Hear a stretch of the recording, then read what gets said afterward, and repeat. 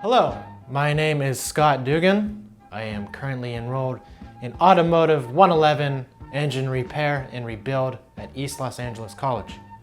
Today I am going to explain the science and mechanics of how an internal combustion engine works. But to do so, I'm going to bring in an expert. Thanks, jabroni. I'll take it from here.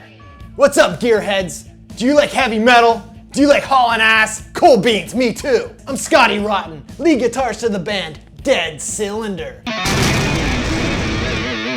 If you want to power a gasoline engine, there's 3 essential components that you'll need. An air-fuel mixture, fire, and lots of heavy metal. First, the ignition system triggers the starter motor.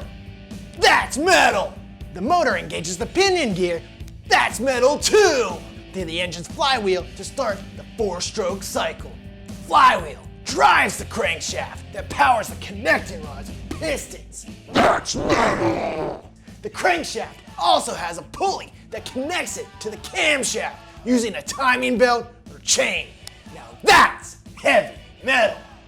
Actually, a lot of those things you just mentioned can be made from aluminum, which is, of course, a relatively lightweight metal alloy.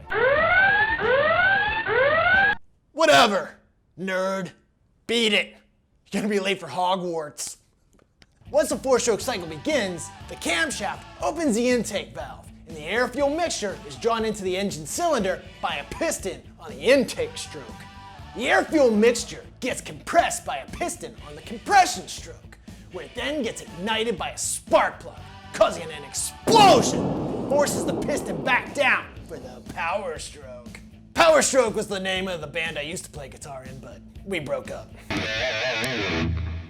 After the explosion occurs, the camshaft opens the exhaust valve, and the piston pushes the burned gases out into the exhaust manifold, where the remaining particulates get burned up before entering the Earth's atmosphere as exhaust gases.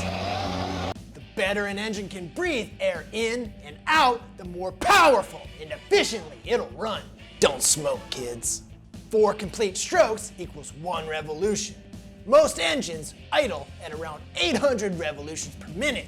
So for you math wizards out there, a 4-cylinder engine is producing about 1,600 explosions per minute at idle. That's more than a Kiss concert. So when you're cruising down the highway at 2,000 RPMs, that's a shitload of explosions. But if you want more power, you need more explosions and bigger explosions. This can be accomplished by adding more cylinders. V8s, V10s, V12s. What is this, a Michael Bay movie? That's a lot of explosions. Or by using forced induction with turbochargers and superchargers. Forced induction makes the air entering the engine more dense. The more dense the air, the bigger the combustion. The bigger the combustion gives you more horsepower!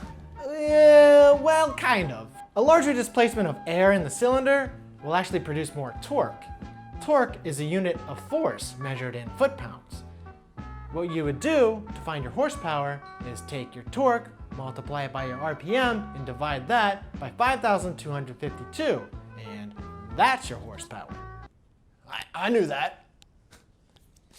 Some engines produce a combustion without the use of a spark. These are called diesel engines. Here's a few diesels.